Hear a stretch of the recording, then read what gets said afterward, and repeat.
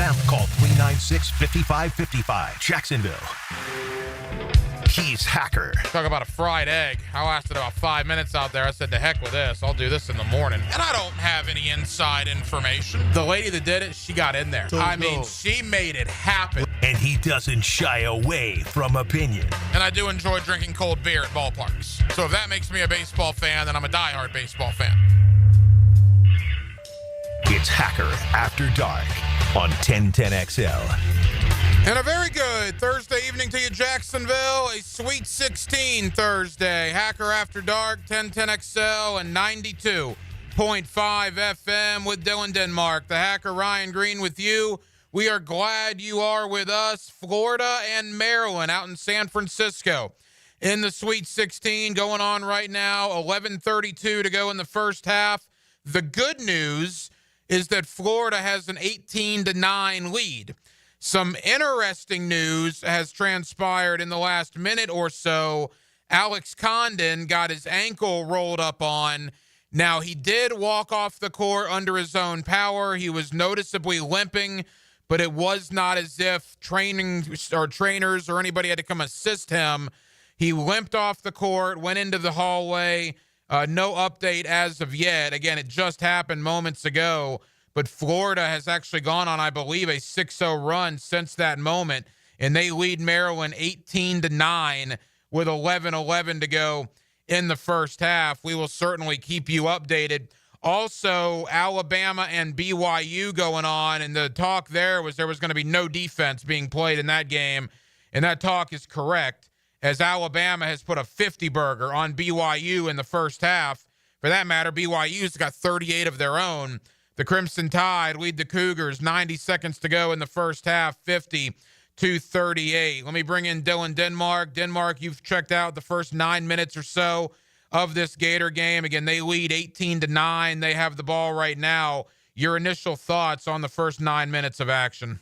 Florida's making their threes, Walter Clayton and a couple others, and Florida's on a 9-0 run as of the moment. It was tied 9-9, and then Alex Condon got hurt, so we'll see if that affects them. Hopefully it doesn't affect them later in the game if they need size, because, ankles are one of those things where, we oftentimes with an ankle injury, we prepare, for how we have an ankle injuries, but these guys are 19, 20 years old. So, sometimes they might, shoot him up with something, or he might take some medicine and he's good to go. If not, hopefully he can play Saturday if Florida wins this game. The interesting thing, of course, Condon had the ankle injury earlier in the year.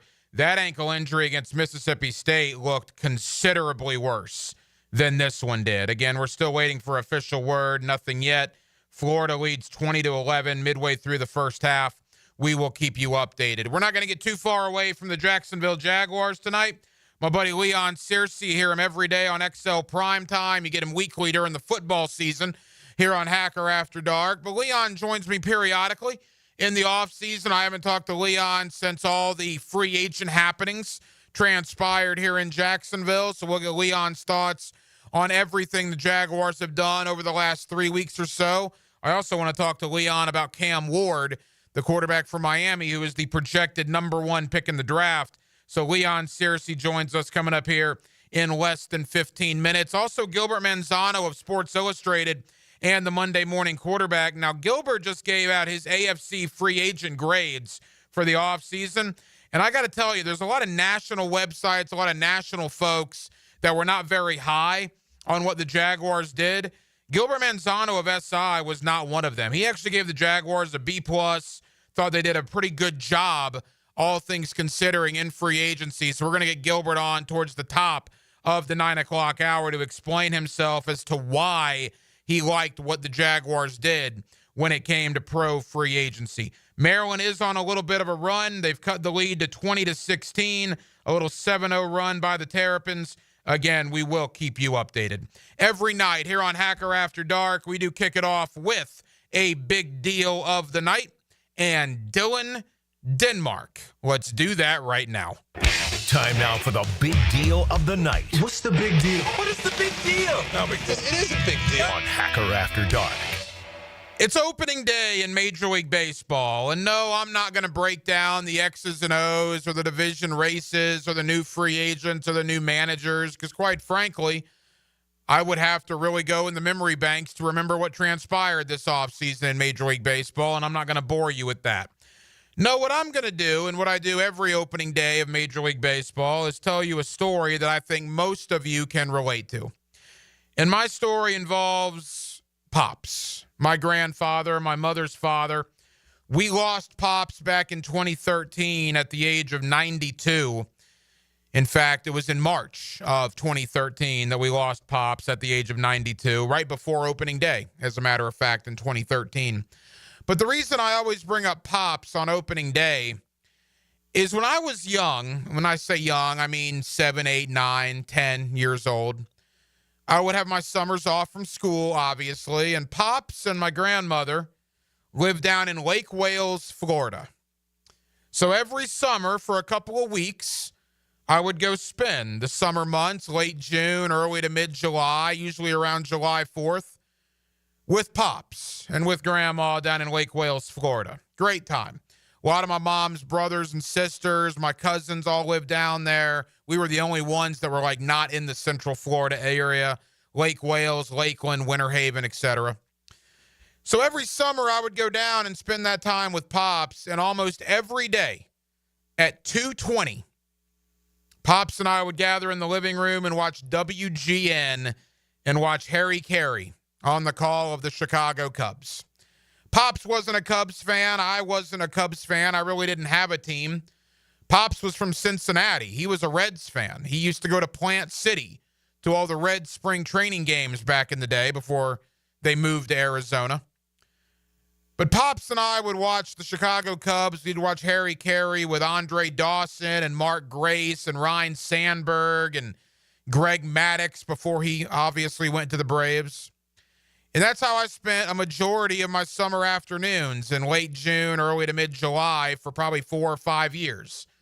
Every summer afternoon, watching baseball, watching the Diamond, watching the Chicago Cubs with Pops.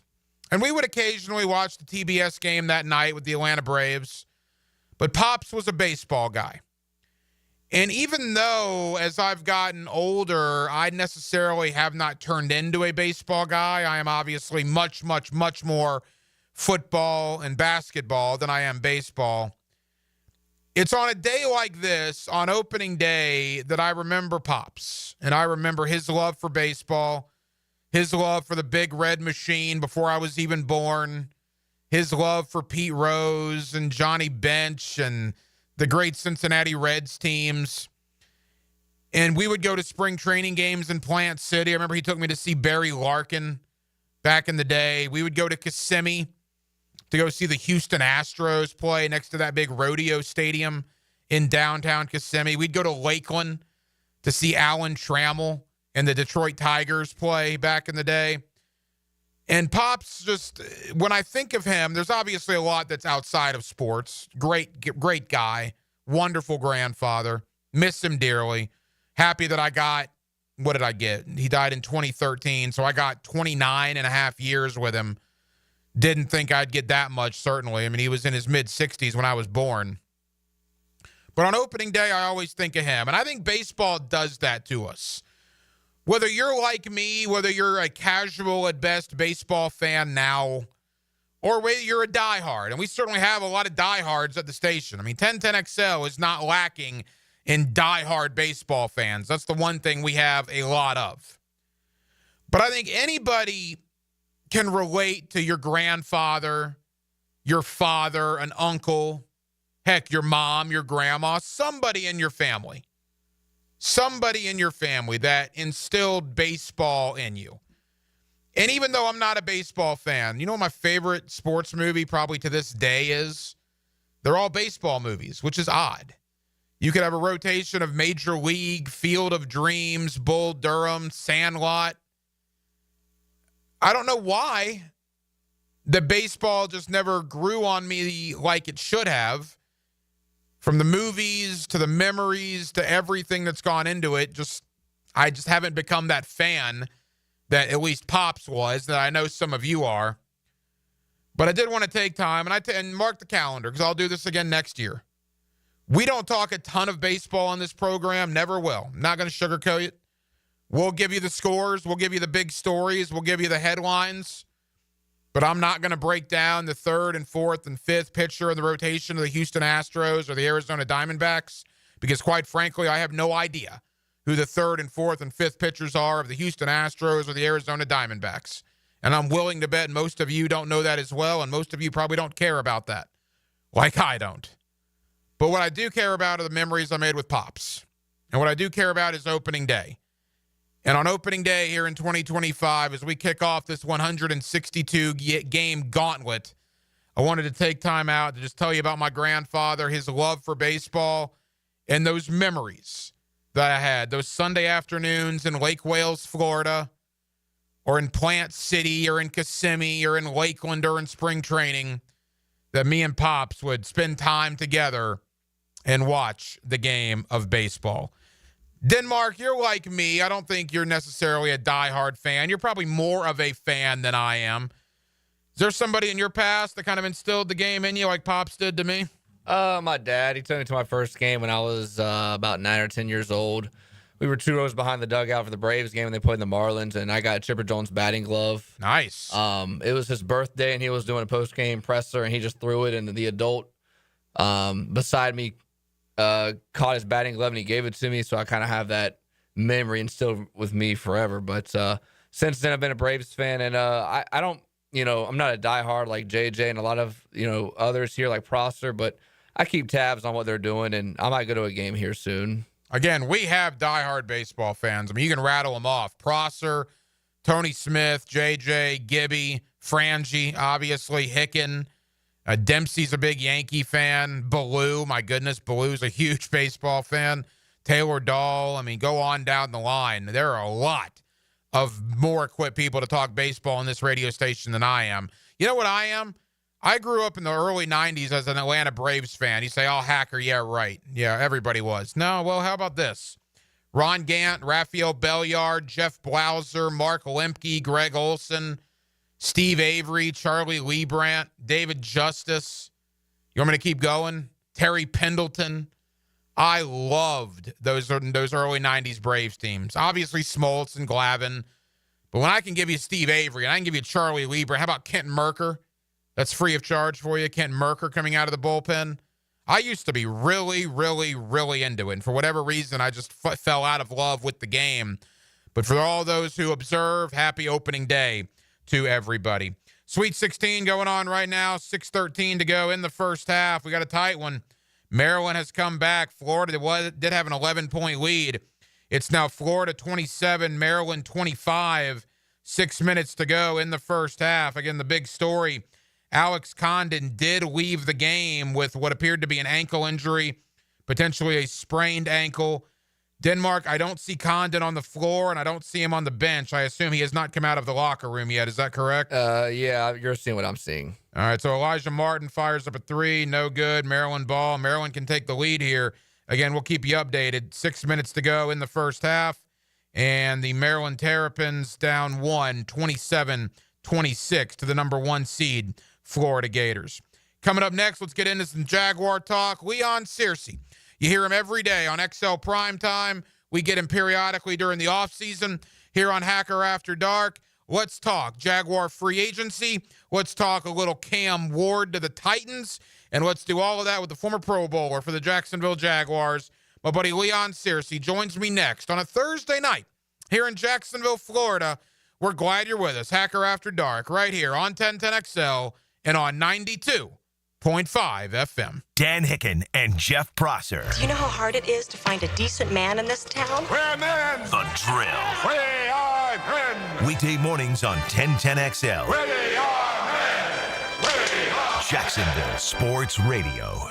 Blue here for the Blue Crab House, located right off of San Jose. It's on Jewington Creek Road. They've been around since 1996. Indoor-outdoor dining. Also, takeout is available at the Blue Crab House. Open 4:30 to 9, Tuesday through Saturday. Sunday, noon until 9. Remember, Tuesday, $2 margaritas. Wednesday, $1 oyster night. How about the blue crabs? How about my personal favorite, the Canadian snow crabs? Whatever it is that you fancy, you get it right there. The Blue Crab House. SportsForecaster.com has all the data you need to project tomorrow's winners. Register for free and track the performance of all your favorite players and teams, including all your fantasy team picks and prospects. Sports Forecaster has the most detailed player profiles on the web. Precise depth charts, every transaction, every injury, every news update. No ranting or raving, no preening or barstool bluster. At sportsforecaster.com, you get the timely info you need for every game. Sportsforecaster.com. Sign up for free today.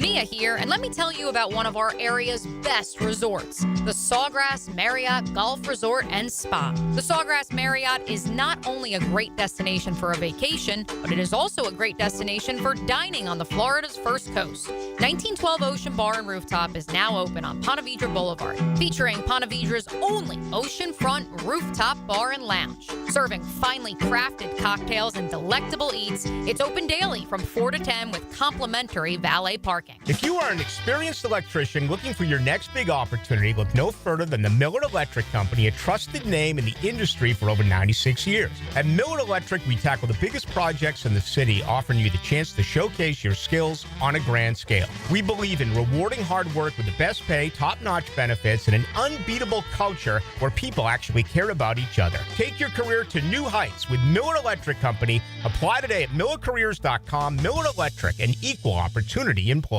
This date in sports history is brought to you by Southeast Orthopedic Specialists. On March 27, 2000, at the PGA Players Championship at Sawgrass, former 1983 champion Hal Sutton leads wire to win by a stroke ahead of runner-up Tiger Woods. At Performance Painting, we've spent decades protecting commercial properties with durable, long-lasting coatings. And we can bring the same expertise when painting the exterior of your home.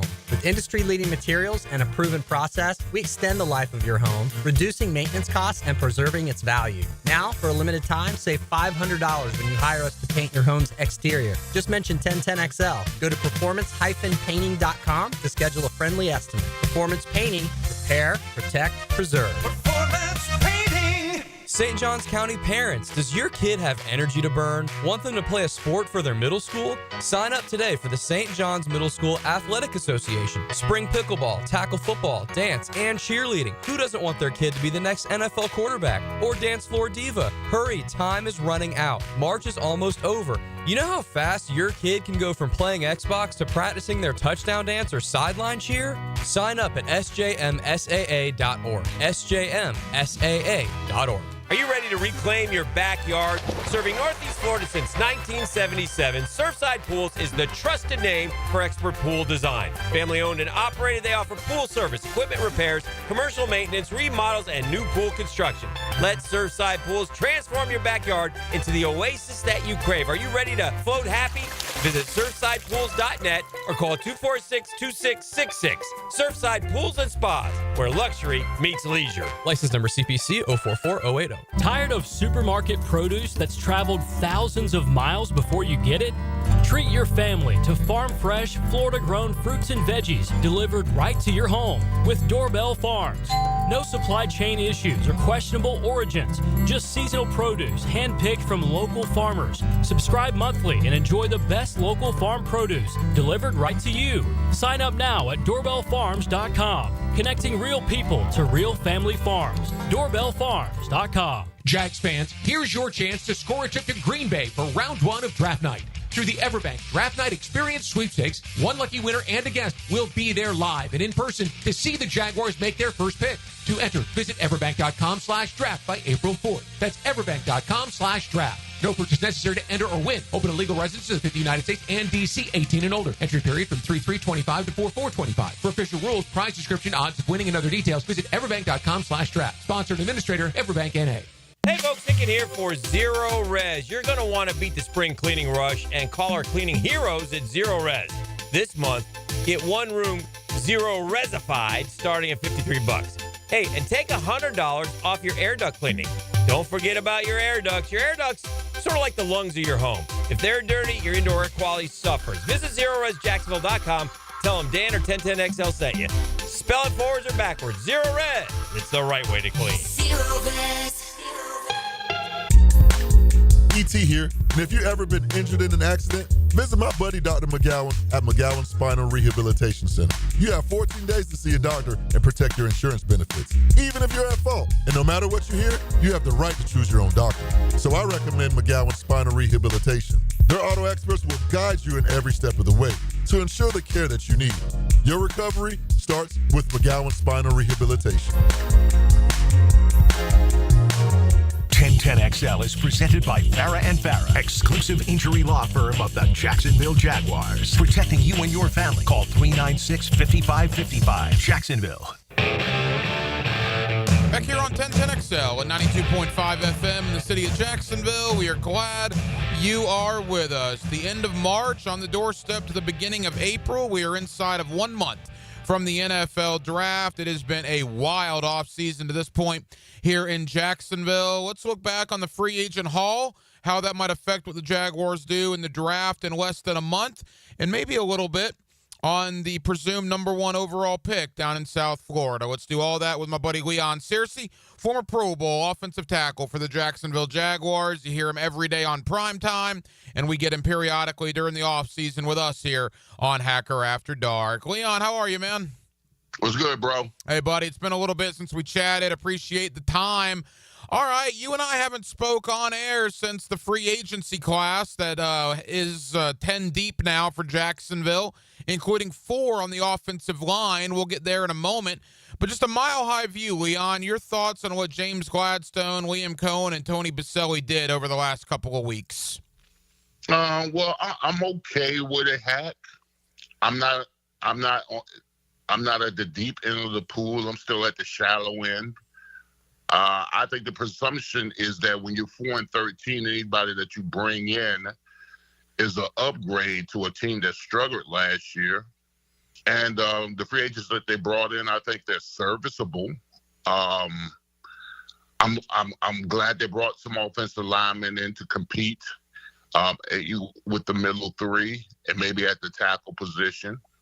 But the verdict's still out for me. I would have to see how this culmination of free agents work its way during the off season. You know, once we get to camp and preseason and the regular season, I would, it'd be very interesting to see how serviceable these players are. Leon, they brought in 10 outside guys. They also are the only team that hasn't re-signed any of their own free agents, which is pretty wild to think about. James Gladstone talked about wanting to raise the floor of the roster. Translation, the floor wasn't very good here in Jacksonville, what they inherited from Trent Baalke. Overturn of the roster. If you're a veteran on this team and you see all the guys leaving, all the guys coming in, what do you think of the job that they've done if you're, say, a Joshua Hines-Allen, a Foye Oluokun, anyone of that sort? Well, yeah, I mean, the turnover on the roster was important because of the lack of talent that was assembled by Trent Baalke. I mean, that was clear and cut. Anytime you go 4-13 down the stretch, there's definitely concern. I'm sure they did their due diligence in watching the film, and they feel that they needed to upgrade the depth of this team. So if I'm a veteran guy here, I'm okay with it. I'm okay with it. I'll be still looking to see, how they do in the draft. Because I mean, listen, the great teams, the playoff teams, understand that you construct your teams through the draft and development of talent within the first 3 to 4 rounds. And this team, the Jaguar team, over the past decade or so, hasn't done a great job at that. They've had to go out and overspend in free agency because of the lack of productivity from their draft picks. So the one thing about Gladstone is that he's a stickler on getting guys in the draft and developing them. And that's what I'm concerned with. I mean, you've got to build – you've got to have some veteran leadership in your locker room, but you've got to have some young talent on the cheap before you have to pay them the big bucks to come through for your team and your roster and develop. So, I like him on that part, that he drafts well, he assembles well. It's long overdue. And so I'm going to be very interested to see in April what kind of job he does. Former Jaguar Pro Bowl offensive tackle Leon Searcy with us here on Hacker After Dark. Leon, you mentioned 4 guys on the offensive line. Let's begin with Patrick McCary from Baltimore. Leon, you played in this league for over a decade. You were a Pro Bowler. You played in a Super Bowl on the offensive line. You're the perfect person to ask. McCary has played at least 275 NFL snaps at all 5 offensive line positions. I mean, that's crazy, right? That versatility, you just don't see that very much. Yeah, I love his versatility. I love his ability to be able to play, all the positions on the offensive line. But I would like him to. I don't need him to play all the positions on the offensive line. I just need him to play one position very well. So wherever they put him at, whether it be left guard, more than likely they're going to put him at right guard to replace Sheriff. So if they put him at right guard, if he's a stickler, he's a mainstay at right guard. He's dependable. He's pass blocking. He's run blocking. That's all I need him for. I love the fact that he can play all the position. That's a testament to him and his athletic ability. But for me, if he can play just that one position rock solid where we can turn our head for the next 5 years and say, hey, he's a mainstay, then I'm all for that right there. How big is the Robert Hainsey addition? The guy started 34 consecutive games in Tampa. Now, he lost his job to Graham Barton last year, which is certainly a concern. The one game he did play in Tampa, he was very good. But he knows Liam Cohen's system. It'll be very easy for him, and I'm sure he'll be a teaching coach on the field for the guys that are trying to pick up Cohen's system this offseason. How vital is somebody like that? That's exactly why he was brought to Jacksonville. He was a mainstay before he was replaced by a rookie, but he was a quality reserve guy. And yeah, he's going to be the substitute teacher when it comes to the classroom and learning the system because he knows it. He knows the ins and outs. And that's listen. And me having played offensive line over 11 years, I mean, it's all about communication, the verbal and nonverbal communication that you have with your teammates. Because I played with Rich Tilsky for like 3 years as a starter when Rich was and we have verbal and nonverbal communications. The reason why we flowed so well, the reason why the offense flowed so well, because we were attached at the hip. I mean, we were probably the ugliest marriage ever existed because you're in the offensive line, you're depending so much on the guy next to you that you got to have those communication skills in place. So,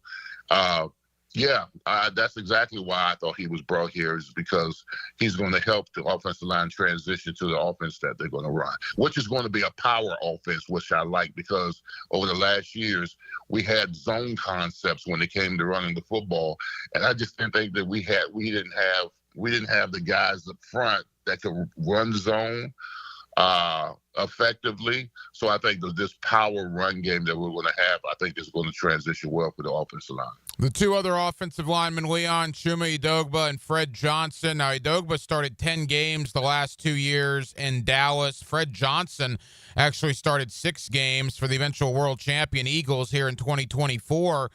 Do you think those are competition for Walker Little and Anton Harrison? How would you assess the two tackles they brought in? Well, I mean, when you're 4-13, Hack, no one should be comfortable, at that position. I mean, I think the mere fact that both of those guys are going to be behind our two tackles I think it's going to effectively push them. I thought Walker Little was erratic at times, couldn't stay healthy. And Anton Harrison, comparable to his rookie year, took a step back. So, I mean, listen, those guys watched the film. That's probably the first thing they did when they came to the Jacksonville. They watched the film.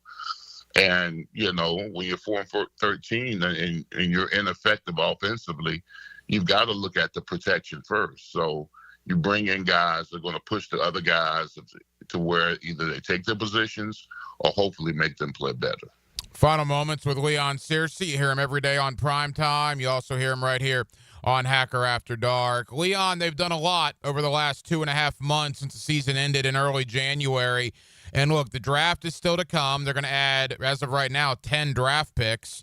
So this conversation will change certainly in a month and a half's time. But as we sit right here in late March, 2.5 months into the offseason, with everything that's transpired, the guys that have come in, the guys that have departed, you put it all in a hat, you shake it up. Is this a better roster now than it was at the end of January? Question, Hack. I'm going to say it would have to be. because of how bad this team unraveled last year. I would have to just say for now that we've gotten better. I don't know how much better. I'm still going to hold back my verdict until I get to camp, get to see the guys move and maneuver and operate, watch the preseason. And then the first game will tell it all for me. And then I can assess whether we're a little better than we were last year.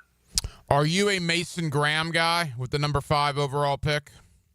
Hack, I've been saying this for 2 months now. I said I want big in the first 3 picks. Mm-hmm. I want big.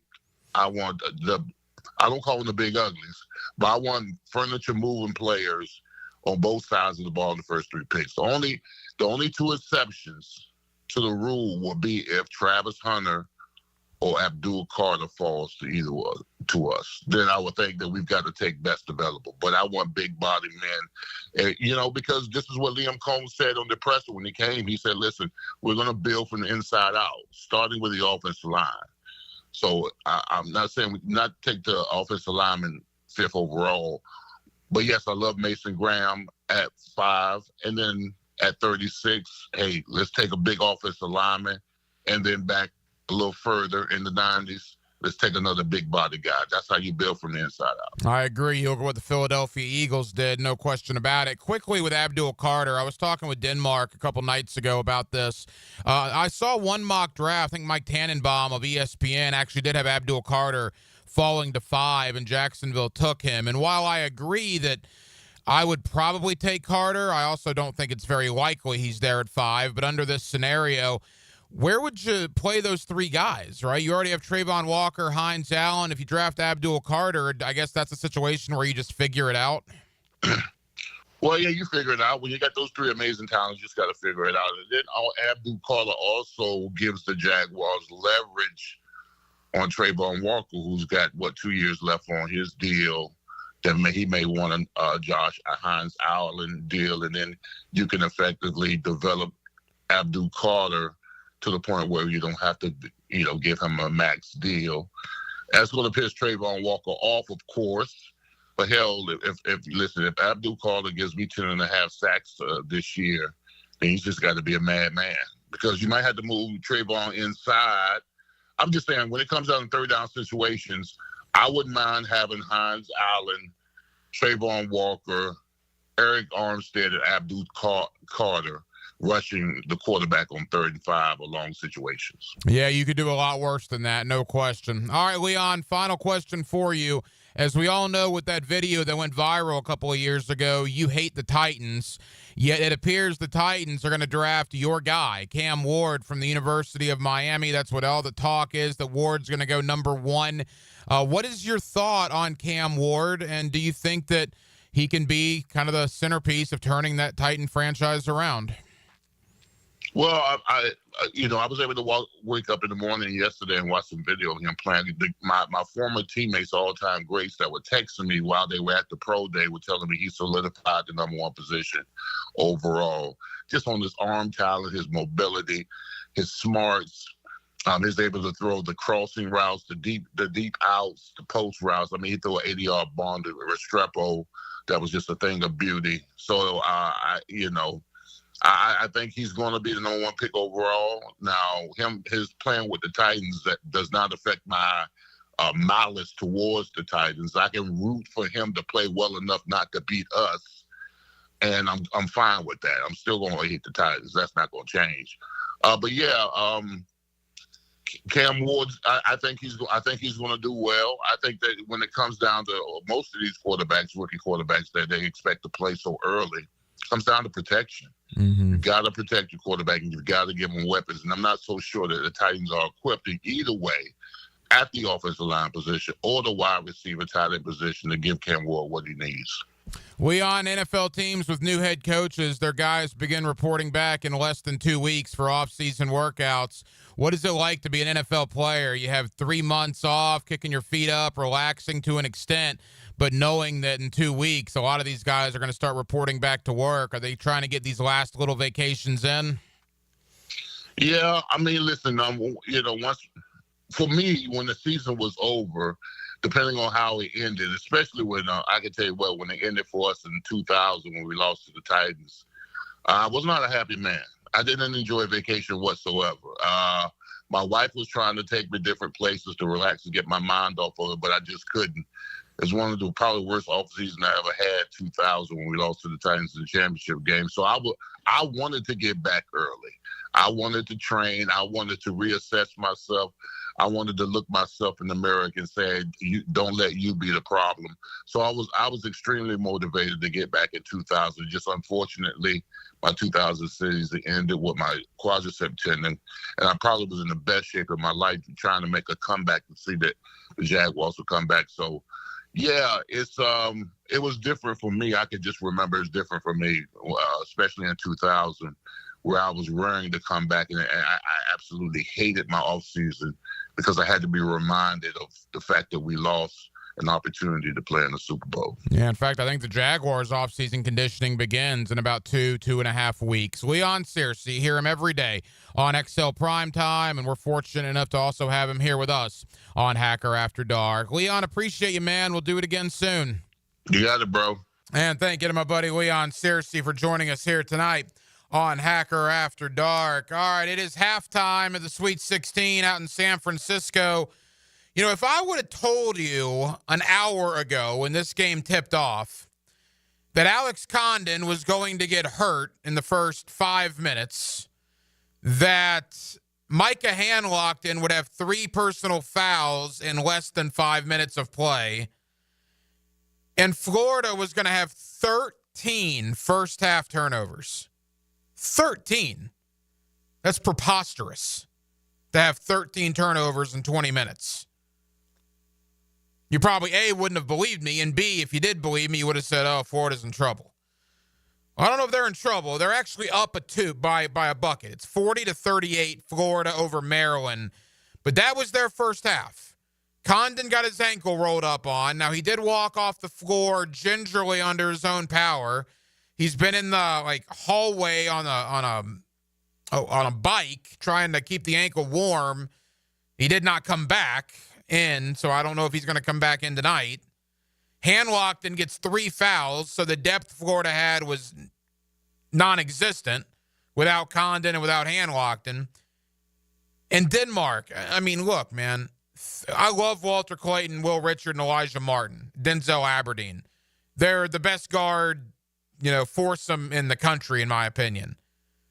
But that's crap to have 13 turnovers in the first half of a Sweet 16 game.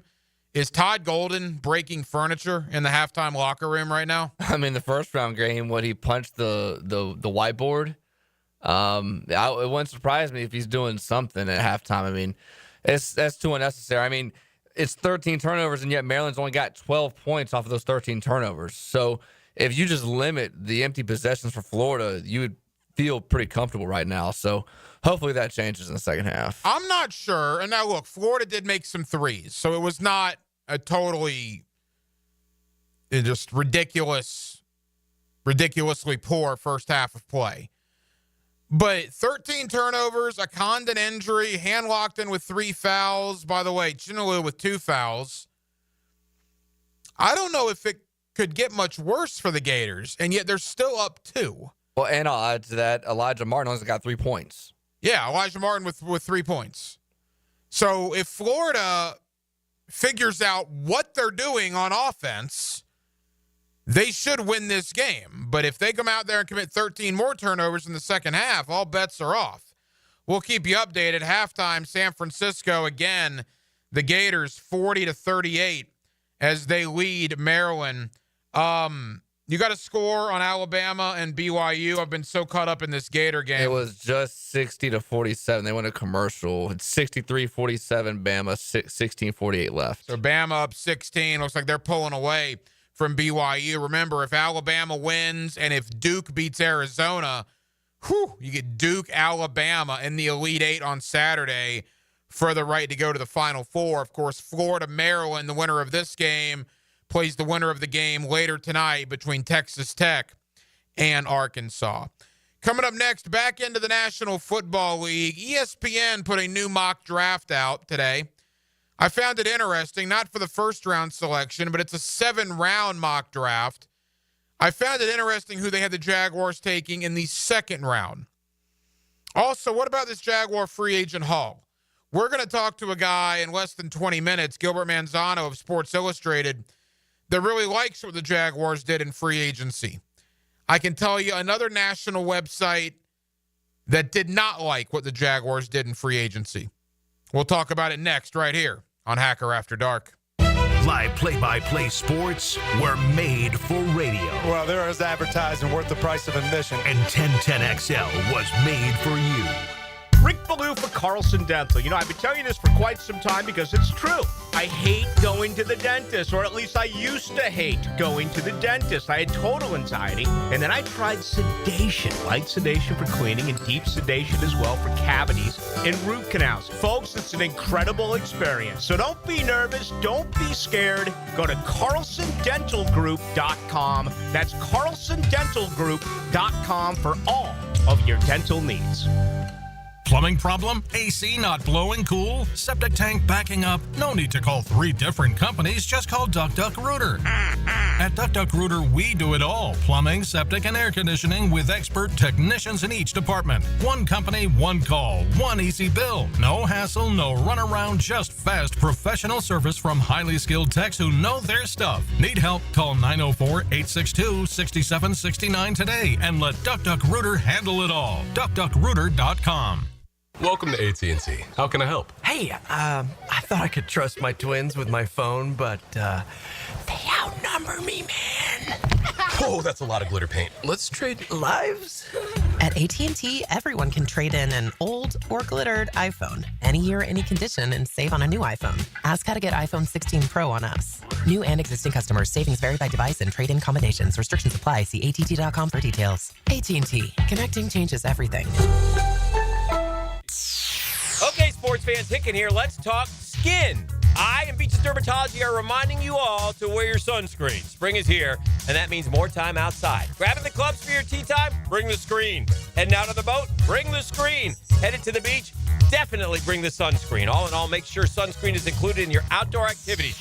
If you have any concerns now, give Beaches Dermatology a call. I've been seeing them for years, and my skin thanks me for it. Call today online at beachesdermatology.com.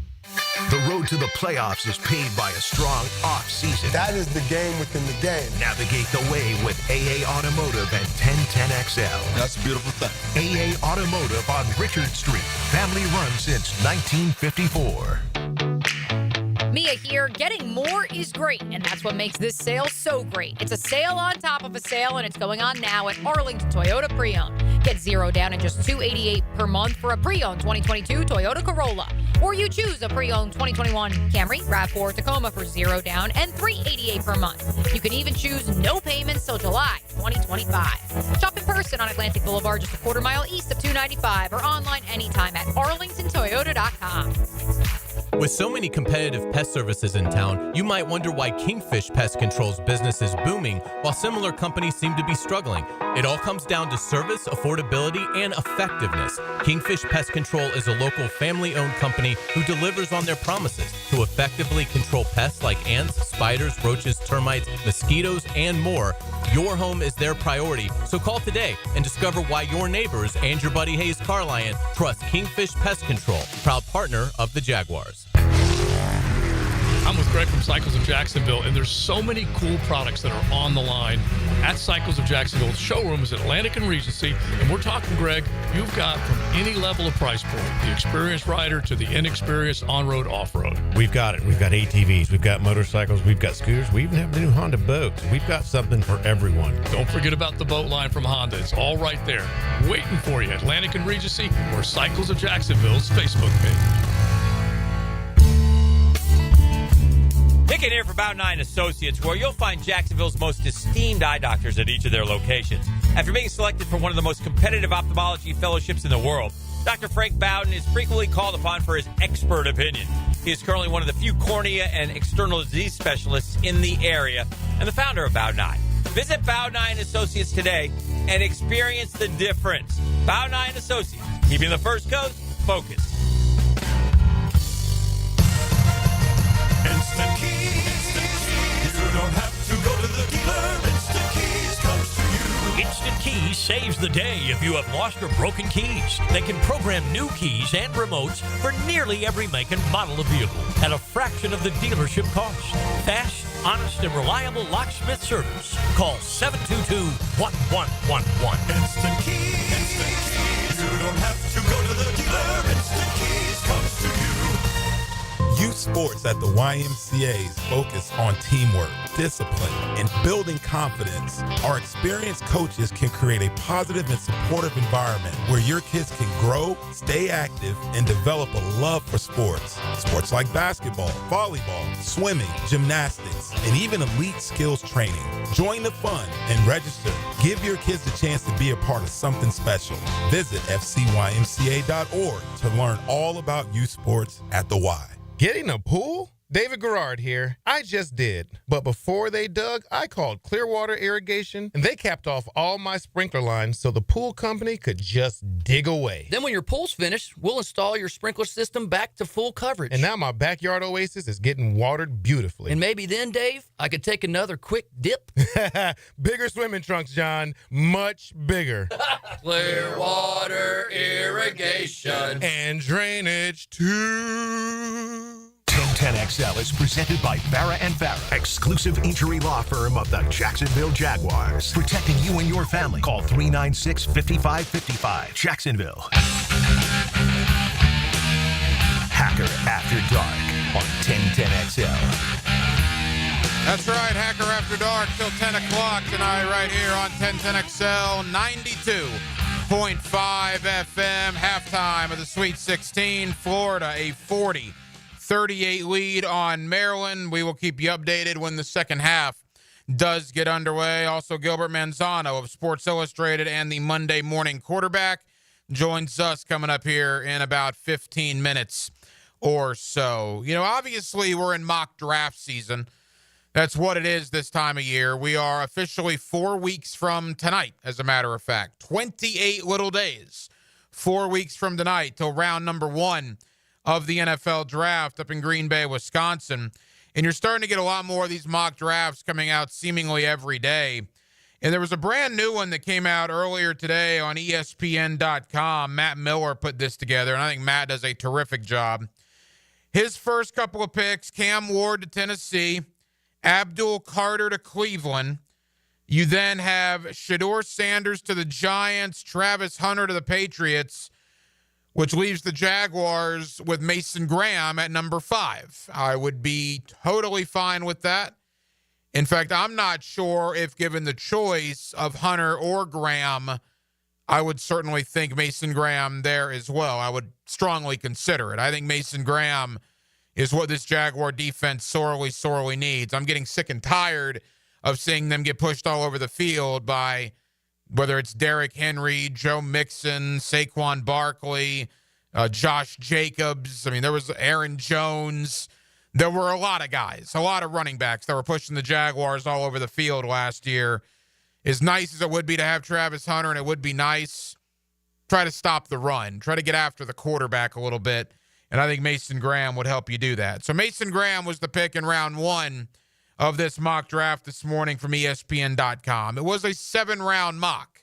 And I don't want to get too much into the weeds because after you get past round 2 into a mock, you're throwing darts at a dartboard if you're not already in rounds 2 and 1. But the round 2 pick here was of interest to me because it's one we haven't seen yet, or at least I haven't seen.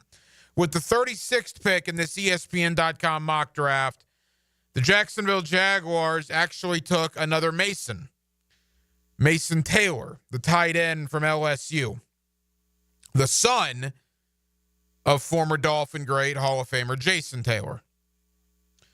You know, the tight end position here in Jacksonville, we've talked a lot about wide receiver, right? The departure of Christian Kirk, the incoming of Diami Brown. You still got Brian Thomas Jr., Parker Washington, Gabe Davis. I think conventional thinking is that the Jaguars are going to add at least one wide receiver in the draft. I believe they actually did add a wide receiver in this 7-round mock draft. But tight end's an interesting position, too. The Jaguars did go out there and sign 2 tight ends, right? Johnny Munt and Hunter Long. Both guys are special teams players. Both guys know Grant Udinski and Liam Cohen's system. James Gladstone is obviously familiar with Hunter Long. Did they bring both of those guys in from that aspect? Do they think there's more there in the receiving game? They're good blocking tight ends. But they don't exactly get you fired up for that tight end room. Evan Ingram's gone. Luke Farrell's gone. Josiah DeGuara's gone. Brenton Strange, it appears to be his barbecue, the second-round pick. Did you see enough from Brenton Strange last year in place of Evan Ingram to be okay with him assuming the reins as the guy at the tight end position here in Jacksonville? It certainly appears that Liam Cohen and James Gladstone and Tony Baselli did, because they only saved $6 million in releasing Ingram, and they still have $30+ million in available cap room. So if Evan Ingram were still here, they would still have mid-20s in cap room. They chose not to do that. Looks like it's going to be Brenton Strange's deal. But are they going to add a tight end high in the draft? I've had enough draft analysts on breaking down the draft this offseason that have told me this is one of the best tight end draft classes, maybe of all time. It's in the conversation for maybe the best draft class when it comes to tight ends in the history of the draft. So will the Jaguars, who again have 6 picks in the top, 125 or so, 1 first, 1 second, 2 thirds, and 2 fourths, will the Jaguars add to that tight end room? I think that's definitely a possibility. And if you add somebody that high, odds are they're going to have a pretty significant impact in year number 1. Again, if the games were played right now and you're in a 2 tight end set, you're going to have Brenton Strange and probably Hunter Long out there. I think they need to add somebody.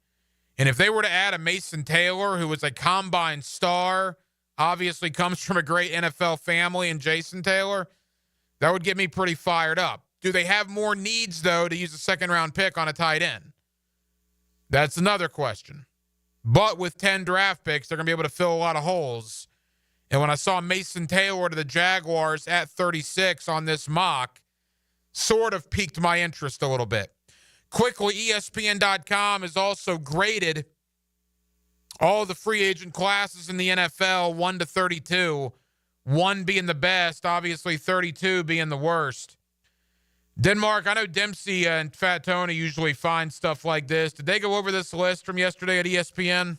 I don't think so. All right, so since you don't know, let me ask it. Again, I'm not expecting you to get it right. You got a 1 in 32 shot. I'm catching you cold here.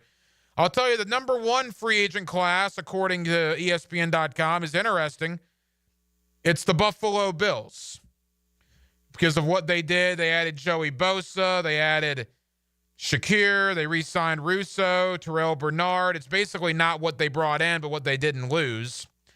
They have the worst class. So if Buffalo's number 1, they have the worst free agent class over the last 3 weeks, belonging to, and I haven't seen this yet either, the Atlanta Falcons. Yeah, Atlanta really didn't do much, and they gave some big contracts to people like Leonard Floyd. I could see that. Any idea where they put the Jaguars? 32 being the worst, number 1 being the best? 27. They actually did not like Jacksonville's free agent haul. They were a little better than that. They had them 19th. Had them 19th out of 32.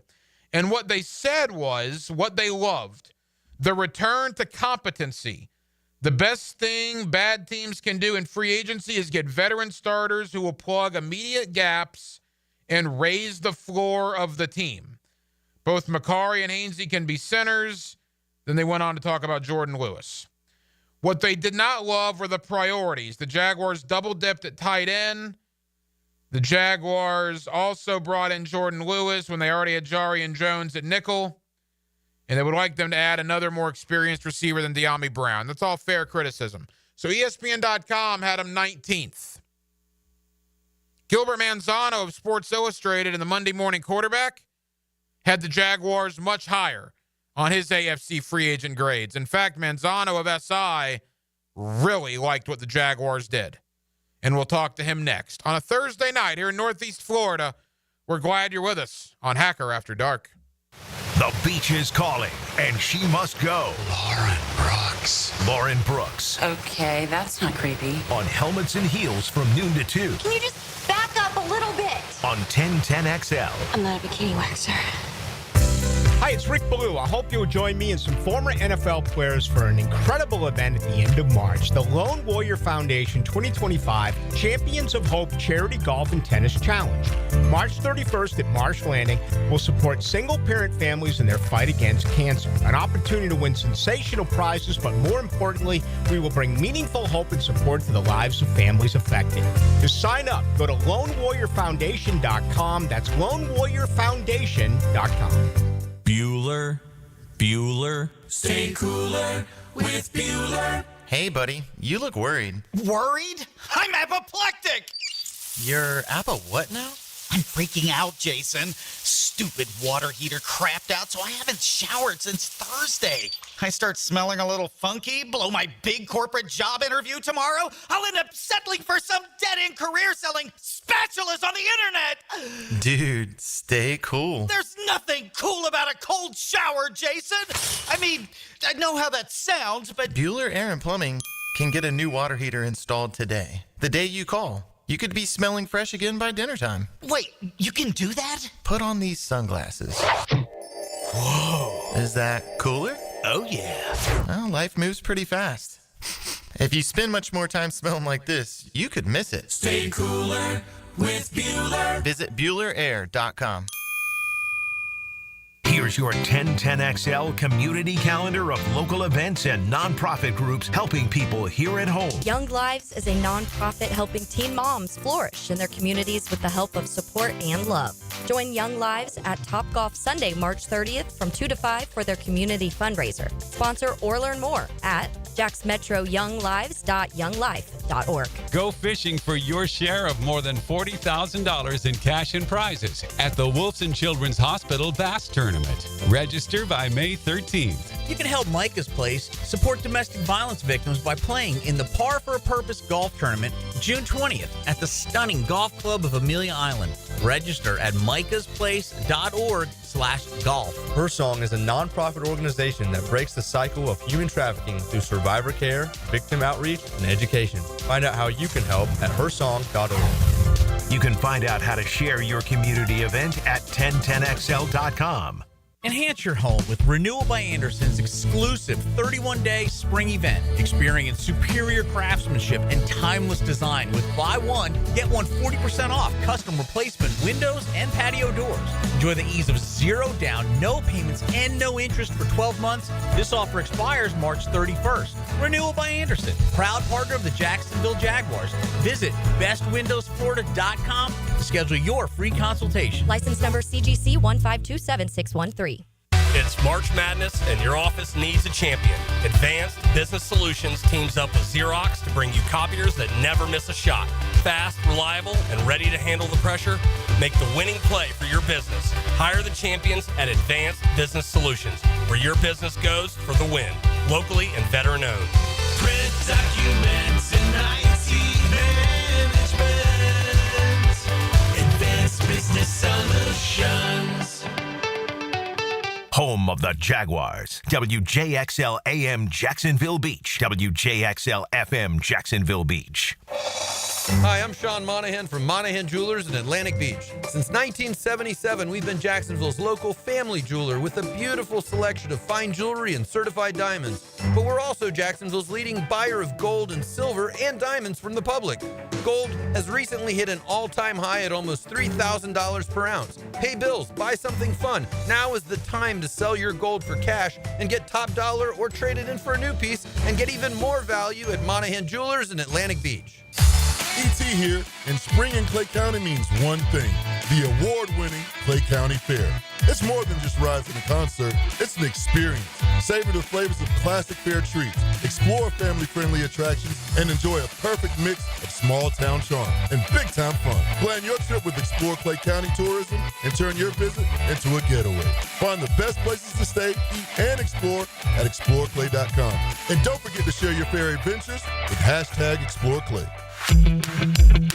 Denny Thompson here. If you haven't heard, Tyson Sound and Security has a house built right inside their showroom, showcasing complete home automation and security systems. You have to see it to believe it.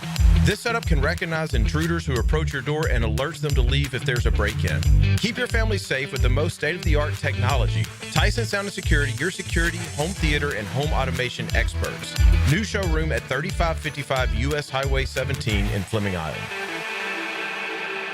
1010XL is presented by Farah and Farah, exclusive injury law firm of the Jacksonville Jaguars. Protecting you and your family. Call 396-5555. Jacksonville. Back here on 1010XL at 92.5 FM in the city of Jacksonville. We are glad you are with us. Boy, what an offseason down here for the Jacksonville Jaguars. A brand new head coach, a brand new general manager, 10 outside free agents brought in. And, of course, the NFL draft now less than a month away, where the Jaguars hold the number 5 selection in round number 1. Let's talk about all of it with Gilbert Manzano of Sports Illustrated. Gilbert's always kind enough to join us here on 1010XL in Jacksonville. Gilbert, how you doing? I'm doing well. It's been a busy off season, but for me on a personal level, I just became a first-time dad, so I had some time off, and then I got back right into it, free agency. Well, congratulations, Gilbert. That's awesome, man. Glad to hear that. Hope everything's going well for you and the family. And as a father of a 5-year-old, you have a lot of sleepless nights to look forward to, but it's certainly a great, great thing. So I know you'll be enjoying every bit of it. All right, the Jaguars. Some fans down here, Gilbert, have enjoyed some of the offseason. We'll get to the free agency haul in a moment, but I haven't talked to you in a while, man. Let's just kind of start back from the beginning with Liam Cohen. Your thoughts on the hire? Probably not the cleanest process to get Liam Cohen, but how do you feel about where it ultimately landed here in Jacksonville? Yeah, I'll address a little bit the chaos of getting Liam Cohen. And you know, these jobs don't come around, so I get it. He could have definitely handled it better. I'm not really sure if he's really discussed that. I know he was kind of, beating around the bush with that topic, but what's done is done, and they're going to move on. And I thought the Jaguars were right to try to change his mind. He's a good coach, but I'll say this, Ryan. It is kind of funny how the NFL works a little bit, because he was fired. I'll be real about it. A couple of years ago, as the OC of the LA Rams, and I got to cover that team on a daily basis, living in Los Angeles, and it was a little bit unfair for Liam Cohen. He was made the scapegoat because injuries struck the offensive line. It was a really bad offensive line that was decimated. I think it changed, I want to say 9 times in 9 games to start the season in 2022. It just didn't work there. And he moved on. He went to Kentucky for a second time, and then a year later, he's back as the OC for the Buccaneers, and this time calling plays in LA. Sean McVay was doing that. So to do what he did, and also make the Buccaneers better with Baker Mayfield after all the issues, or I guess all the concerns with Dave Canales going to Carolina. What's Liam going to do? He made it better. He actually fixed the running game, something that Dave Canales couldn't do in Tampa Bay. So everything that he learned in LA under the guidance of Sean McVay, even though it was a little bit of a sour ending, he put it all together in Tampa Bay. It was 1 year. That's a risky kind of thing. It was just 1 year of play calling. But he has a good background from the college game, the program as I laid out there. And just look at the numbers with Baker Mayfield. So that was a really prolific offense there. I really like what he did with Bucky Irving. So, and then having to, I guess the whole issue with the power dynamic of bringing in your own GM when you haven't really done much in the NFL, and it's a good resume, but it's still a small sample size to be getting to pick your own GM. But that's what it required to get Liam Cohen to change his mind from Tampa Bay. He had the leverage. He did it, and you can't fault him for that. But he got a young GM in James Gladstone, who I know is getting a lot of flack on social media for looking very young there. I'm surprised that we're kind of similar in age, because he looks younger than I do. So, but again, coming back from the LA background, working with Les Need and Sean McVay, and I know the McVay tree gets a lot of credit for how well it's doing around the NFL, but look at Brad Holmes, who left Les Snead with the Detroit Lions. So maybe Gladstone picked something up there. I'm not saying every anybody who comes out from that branch for the Les Snead is going to be the same way like Sean McVay. And he's had some few snacks himself. But I like everything they did here, and also being here in LA and seeing what the Rams have done. It's really hard for me to criticize these moves because I really like them. Gilbert Manzano of Sports Illustrated with us here on 1010XL in Jacksonville. We talk about Liam Cohen. We talk about James Gladstone. The third dynamic, Gilbert, is Tony Baselli, the EVP of football operations. Obviously, the Hall of Famer at offensive tackle is involved with the Jaguars' day-to-day operations as well. And it's kind of like the Chris Spielman effect a little bit in Detroit. I love having a former Jaguar, a guy that was here in the glory days that has certainly seen the down times, want to be a part of turning this organization around. Baselli certainly was busy professionally, personally. He did not need to do this. He wanted to do this, and I think adding Baselli to that room with Cohen and Gladstone has been a very good move as well to this point. Yeah, I agree. It's not a bad idea to do that because, like I laid out, Gladstone is the young, executive in the NFL, and like I mentioned with Liam Cohen, he was in the college game not too long ago, and he's a first-year play caller, now having to run the show. They know each other well, but they're still young in this game, and Tony Baselli obviously knows the Jaguars very well, and it's never a bad idea to go back to that, and as long as it's more of a everybody's having their input, and there's a good kind of let's creative kind of angle, and not where let me turn back the clock and let's see what I did 20 years ago. You better do what I said because I've been here. As long as there's a nice dynamic here of a bunch of good ideas coming together, meshing well. I like that aspect, and look across the league, like the GM title or I guess the GM responsibilities are changing. There's different. I think that the presidents are getting more into the player side here. So. There's about 3 to 4 people who have, decisions here. And obviously there's one person that makes the call at the end of the day. But there's a lot of ideas going back and forth because there's just so much in the NFL to account for. Obviously, you got the 3 phases, special teams, defense, offense. But they're all kind of like their own little teams there. And that's the biggest thing I've noticed, Ryan, is with the first-year head coaches is trying to do too much too soon. And then also being an offensive play caller. Honestly, it was up to me. I wouldn't allow rookie head coaches to call plays in their first year because there's just so much going on. So when you have, Tony Baselli and James Gladstone working together to help out Liam Cohen, I think it makes for an easier transition. I know the Titans are doing something like that, similar with 4 or 5 people trying to help out. The only problem is you don't want to have too many cooks having a say there. But again, it was an efficient, smart room that has no ego, and they put aside pride and say, you know what, that idea is better than mine. Let's go with that one. Which I think the Rams have too, by the way, going back to that. So, it definitely works out in the NFL, and you're really seeing that now. And even in the college game with these new GMs that are popping up in the college football rankings, I guess, the more help, the better. You did recently on Sports Illustrated, you graded the free agency haul for all 32 teams. And Gilbert, here locally, I guess the term underwhelmed has been used a lot by Jaguar fans. And look, my reaction to that is this. Were you overwhelmed with Gabe Davis and Eric Armstead and Darnell Savage? Because that didn't seem to work too well last year. And Mitch Morse.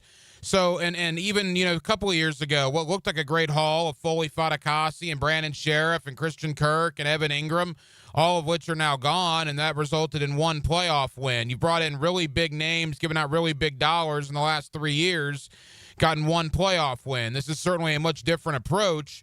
But in your grades on Sports Illustrated, Gilbert, you're actually very high on what James Gladstone and the Jaguars did. Yeah, especially what you just laid out at the beginning of asking me that question is look at all the moves they've done. They went for the home runs. They went for the big signings, and it hasn't really gotten them anywhere. I get that the one year they were very aggressive, the Christian Kirk free agency, they made the playoffs, if I'm not mistaken. But it was just kind of a 1-year thing, and it just fell apart after that. It just didn't really work out with Doug Peterson. Obviously, they spent money in that 1 year. I'm already blanking on the Ohio State coach because it was so short there. Oh, yeah, Urban Meyer. Urban Meyer, there you go. So they've done that route. So to me, I like just kind of trying something different. And honestly, people just get caught up with the big names in the NFL. And it's always funny to me because the NFL, it's not really about that. Obviously, big names and stars matter, but these big names have short careers. Like they're big name players for 3 to 4 years, and you got to do it again. Have a new cycle, a new core group. Look at the 49ers. They were stacked. They were talented. They couldn't win the Super Bowl, but they got older very quickly. So you go and you let some of these players go, and you do it again through the draft. That is the best way to do it in the NFL. It's drafting players and then having kind of efficient, savvy signings in free agency. The ones that get too aggressive usually get burned there. So I compare the Jaguars free agency to Adam Peterson's first year in Washington. And I remember last year I kind of took some heat there for liking the Commanders. And I started thinking, like, yeah, they didn't really spend a lot of money here, a lot of one-year contracts. So even the ones that they did spend a good amount of money, they'll be able to get out of it after a year.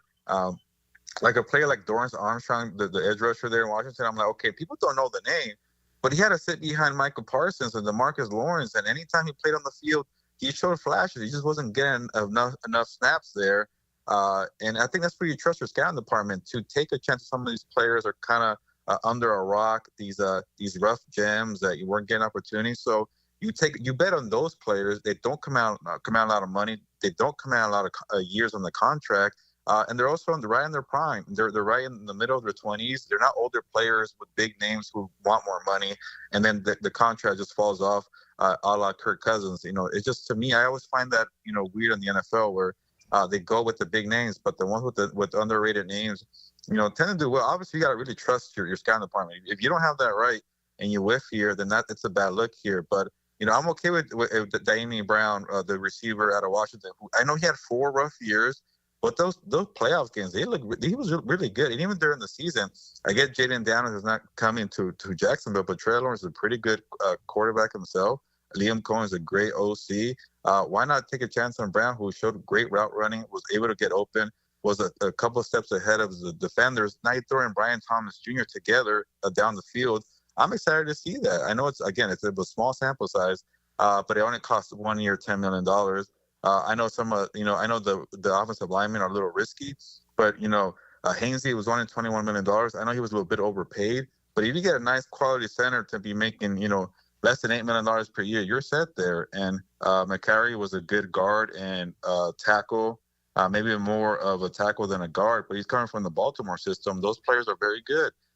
Jordan Lewis, you know, doing well in Dallas, who stepped up time and time again for injured players when Trevon Diggs went down, Jerome Bland went down. So again, he was, you know, not at the forefront when it comes to big names, but he stepped up. So to me, I like these savage kind of make you think signings here, and I just like the way they were kind of cleaning house, Gladstone and Cohn, and saying, okay, who are some of our players who fit the bill here? And one of the things I found pretty fascinating, they didn't really go after their former players with the Rams. I know Hainsey was with the Buccaneers, but sometimes the new coaches get in trouble for reaching for former players and overpaying for those guys.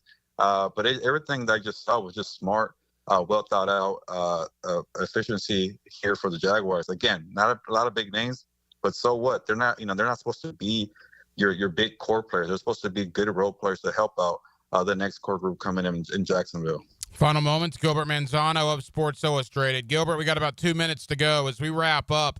The division as a whole, it's been a really interesting offseason. Tennessee did not spend a lot of money except on Dan Moore, and people lost their minds over that. Indianapolis did spend money in the secondary, but they also now have a full-blown quarterback controversy on their hands. And I don't think anybody has any idea what the Houston Texans are doing this offseason, particularly on the offensive line. So, needless to say, outside of Jacksonville, the AFC South has been quite interesting over the last 2 months.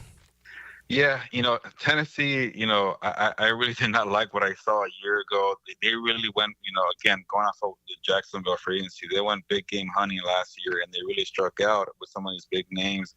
Calvin Ridley, L'Jarius Sneed, Lloyd Kitchenberry III, Tony Pollard, and you know, these are really good players, and obviously you guys are familiar with Calvin Ridley, a little older there, but it was just a rough first year for Brian Callahan, and I get, you know, the dad's there, Joe Callahan, who knows offensive line play better than anybody else, to take a chance on Dan Moore. Okay, I can't knock the credibility and the resume that he has. And you also look at the starting five; it's pretty impressive. They spent first-round picks on J.C. Latham, Skoronski. So you would think on paper they'll get it together. They have to put it together, especially if Cam Moore is going to be the rookie quarterback there. So I will give them benefit of doubt on Dan Moore there. But overall, I just don't know if I trust the coaching staff. It was a really rough year for Brian Callahan, who couldn't get Will Levis to get it together. But hey, maybe year two. That's the biggest thing for rookie head coaches is they're going to have a rough first year. But what are you doing year two, year three? If you're not showing strides in year two, year three, you're not going to make it work. But maybe it's better to be safe here in Tennessee. But it did pay for Dan Moore, and we'll see. Houston, I'm not going to knock them too much for letting go of Lermy Tunsil, because if you really look at their offensive line, collectively, they weren't doing much for the last 2 years. Bad pass protection in 2024, bad run blocking in 2023. At some point, you just say, he's not worth the money. Let's get cheaper. Let's get a draft pick, and let's start over again. I'm okay with that. Sometimes you just got to start all over again. Cam Robinson, obviously familiar in Jacksonville, is a good backup plan, but they better have some plans on the draft to help out C.J. Stroud. So I won't, fully give them too much credit there. I'm already blanking. Oh, the Colts, the Daniel Jones sign. I guess I like it for a push for Anthony Richardson, but I don't know how much it really does for them. Say they do turn to Daniel Jones. I've seen enough of Daniel Jones in New York to know he might not be Sam Darnold. There was a big sample size for him there, so. Yeah, maybe it pushes Richardson. That's a good thing. But overall, I think they paid for Cameron Bynum. Traveris Ward could maybe be a good signing there. But I wasn't really pleased with Indianapolis. So if I had to rank them, it would probably be Jacksonville, Houston, and then Indianapolis and Tennessee when it comes to AFC South. Yeah, interesting off season for the division. It looks like it's pretty open after Houston for Jacksonville, Indy, and Tennessee. So we'll certainly see what happens as the draft approaches in less than a month. Gilbert Manzano of Sports Illustrated. Gilbert, I mentioned earlier your story out about ranking, or I guess grading all the NFL free agency hauls for each team. Not only that, but what else do you have working on SI for the good folks here in Jacksonville to go check out? Yeah, I'm doing the same thing for the NFC. That story will be posted tomorrow. But, after that, I'll be focused on the NFL draft. And, I know that the Jaguars have a top 5 pick, but I'm really going to look into the edge rusher because there's just so many of them, and kind of do a profile maybe on Abdul Carter to see, is he worth it more than these quarterbacks here? I think so. The running backs are also loaded, so I'll do look at the running backs and the edge rushers, and maybe there'll be something there for what the Jaguars do at number 5. I know people have Mason Graham that leaves the tackle going there, but they're in an interesting spot there because Travis Hunter is not there, or Abdul Carter. What do you do there? So maybe the draft starts at number 5, and you take a chance on these other edge rushers, or maybe a running back. Maybe not in Jacksonville, but an edge rusher would definitely be helpful there. Alongside, Josh Allen, Hines there. But, yeah, those are some of my stories of the draft coming up. And, obviously, I'm always ranking and grading some of these big off-season moves. It's a busy time of year. Gilbert Manzano of Sports Illustrated. Gilbert, I know you're busy. Congratulations on fatherhood, brother. Appreciate the time. We'll talk again soon. Yeah, sounds good, Ryan. Thank you for having me on. There you go. Gilbert Manzano of SI with us here on Hacker After Dark. All right, it's Sweet 16. 10 minutes to go in the second half. Florida leads 66-56. Alex Condon did leave the game in the first half with an ankle injury. He has come back. Condon is actually on the court right now. It was a big lift for Florida. Thomas Howell just misses a 3. There's a foul on the floor. It will go against the Gators. Florida leads by 10, 66-56 with 9:28 to go. If they win, they advance to the Elite Eight, where they will play the winner of tonight's game between Texas Tech and Arkansas. The other Sweet 16 game is seeing some history. Alabama is going to beat BYU. Alabama has scored 100 points, and there's still 5 minutes to go in the game. They're up 100-81. The Crimson Tide have hit 23 three-point shots. They're 23 of 47 from behind the arc. They lead BYU 100-81 with 4.5 minutes to go. An Alabama win. They take on the winner of Duke and Arizona on Saturday in the Elite Eight. Coming up next, more on the Jaguars, more on the draft. We'll certainly keep you updated on the Sweet 16 games as well. My buddy John Vogel, NFL draft analyst. You can follow him on social media at Draft Vogel. He joins me next to talk about Abdul Carter, Travis Hunter, Mason Graham, and what the Jaguars will do with that number 5 overall pick. John Vogel joins me next here on Hacker After Dark. Buckle up and grab the wheel. Keep your foot in it. Keep your foot in it. This Sunday at Martinsville. That's how you do it. NASCAR is revved up by the Plumbers and Pipe Fitters Local Union 234 and 1010XL. Blue here for the Blue Crab House, located right off of San Jose. It's on Jewington Creek Road. They've been around since 1996. Indoor-outdoor dining. Also, takeout is available at the Blue Crab House. Open 4:30 to 9, Tuesday through Saturday. Sunday, noon until 9. Remember, Tuesday, $2 margaritas. Wednesday, $1 oyster night. How about the blue crabs? How about my personal favorite, the Canadian snow crabs? Whatever it is that you fancy, you get it right there. The Blue Crab House. Warm weather means the beach, fishing, golf, and more. Make sure to drop into Daly's and grab a cold case to go. From Bud Light to their seltzer, from Mick Ultra to Modelo, or your favorite crafts like Old City or Sweetwater. Grab and go at your local Daly's. St. Johns County parents, does your kid have energy to burn? Want them to play a sport for their middle school? Sign up today for the St. John's Middle School Athletic Association. Spring pickleball, tackle football, dance, and cheerleading. Who doesn't want their kid to be the next NFL quarterback or dance floor diva? Hurry, time is running out. March is almost over. You know how fast your kid can go from playing Xbox to practicing their touchdown dance or sideline cheer? Sign up at sjmsaa.org. sjmsaa.org.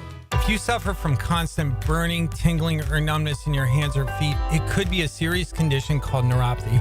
I'm Dr. Nathan Riddle, DC with Riddle Wellness in Ponte Vedra. Neuropathy is treatable, and we have seen great results by using state-of-the-art, non-invasive therapies to target damaged nerves, reduce symptoms, and improve nerve function. Call 904-395-5598 to schedule your free consultation today and learn how you can live pain-free. Call 904-395-5598.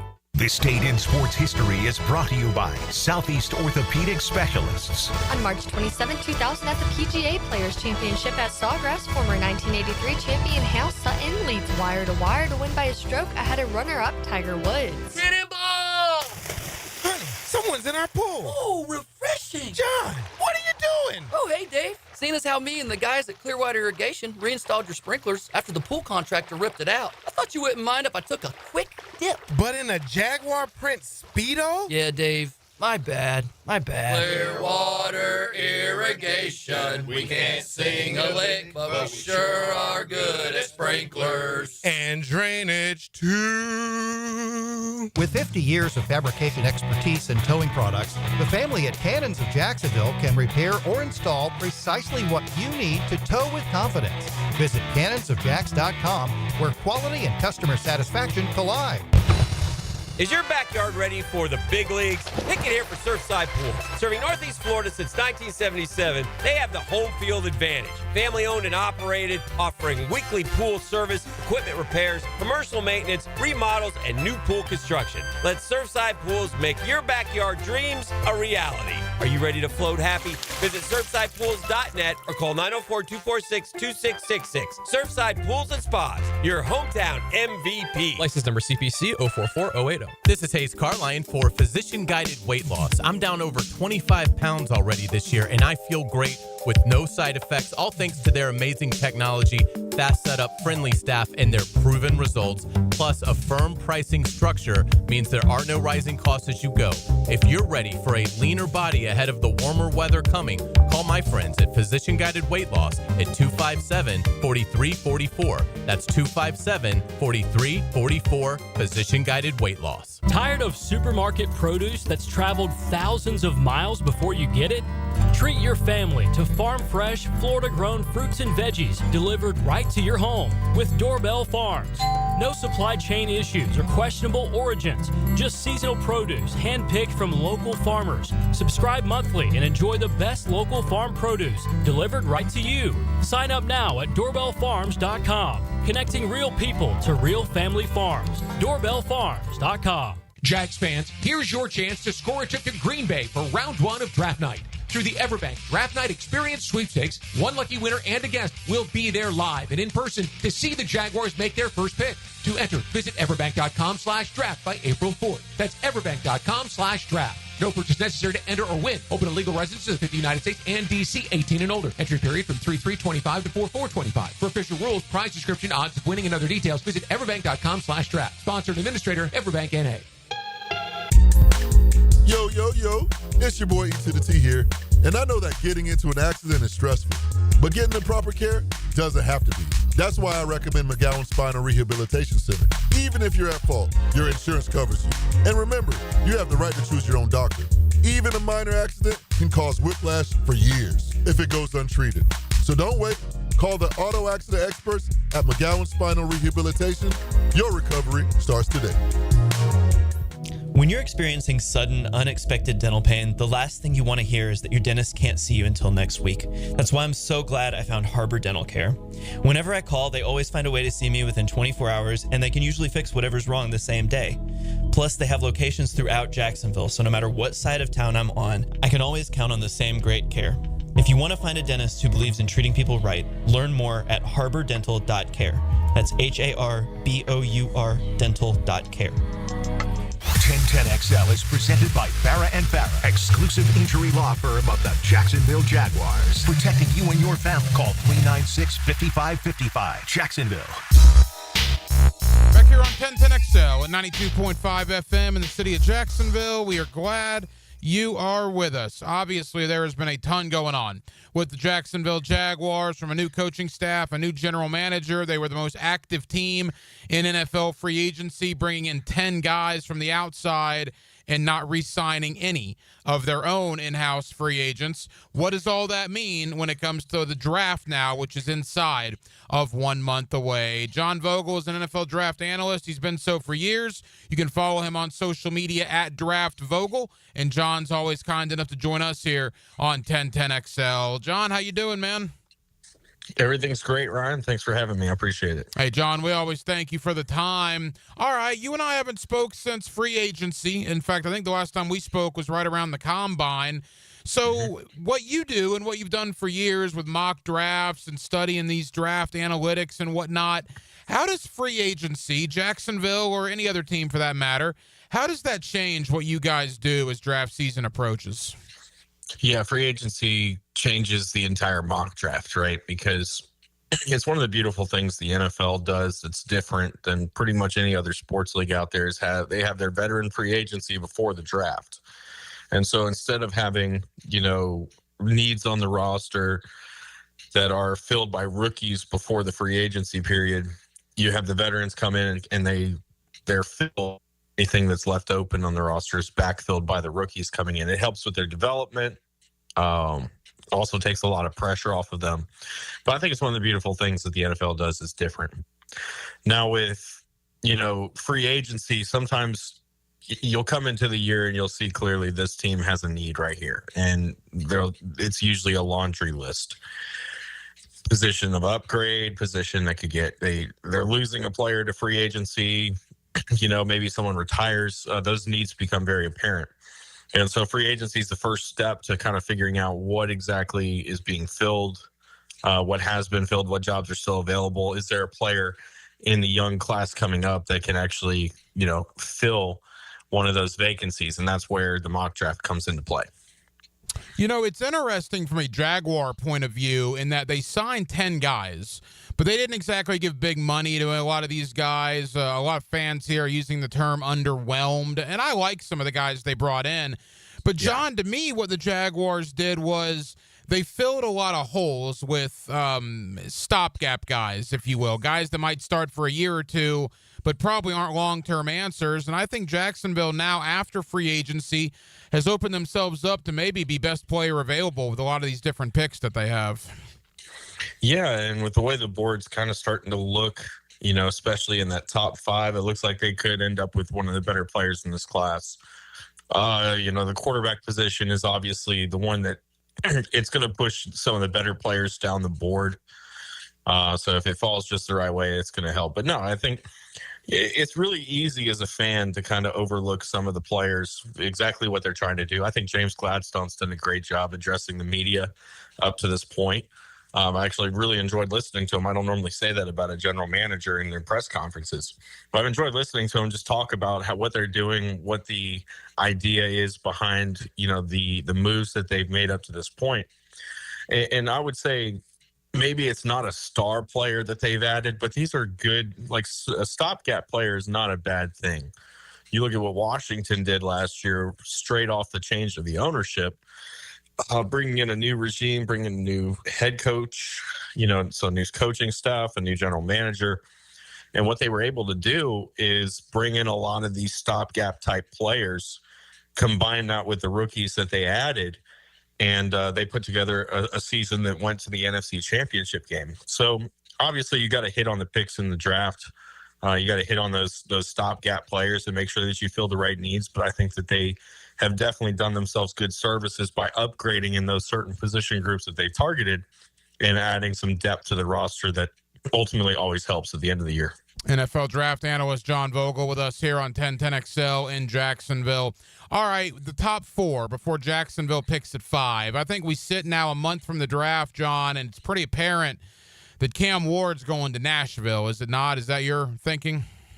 Well, I think he's going to go number 1. Absolutely, Ryan. I think the question is who's going to be picking number 1. And I understand, the reports of the trade talks dying between the Titans and the Giants for the first overall pick.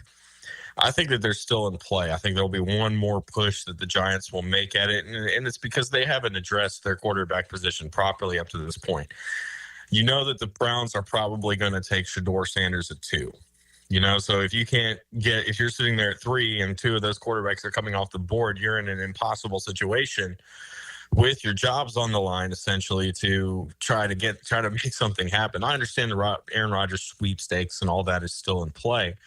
Russell Wilson is still a veteran quarterback floating around, but nobody's going to be excited about either one of those two right now, including Aaron Rodgers.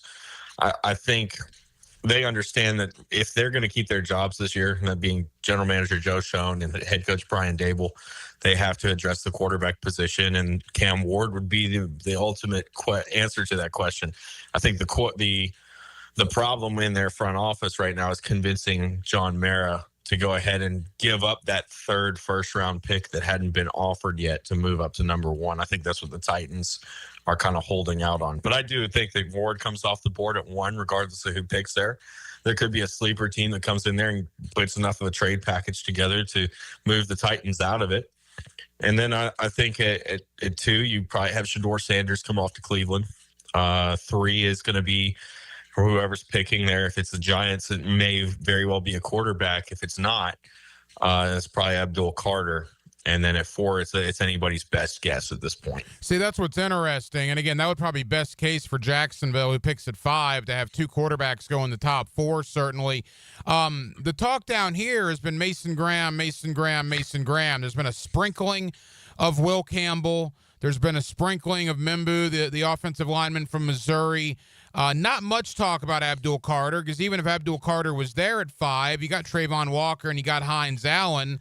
Where would you put Abdul Carter?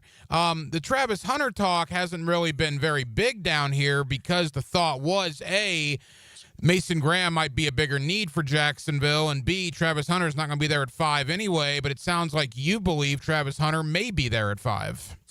There's a good possibility, and it's not because he's not a great player and that he's not going to, be a great player in the NFL. It's just the way that the board falls. Teams have needs. Teams have things they need to address. I think ultimately, if you're a Jaguars fan, you want to be rooting for 3 quarterbacks to come off in the first 3 picks, as unlikely as that is. But I think that the real question here is, what are the Patriots going to do at 4? Because I've heard Mimbu out of Missouri. I've heard Graham being floated around there. I think, Mike Vrabel, being an Ohio State guy, would love to have any reason to pass on a Michigan guy, but that is his type of player. Yeah.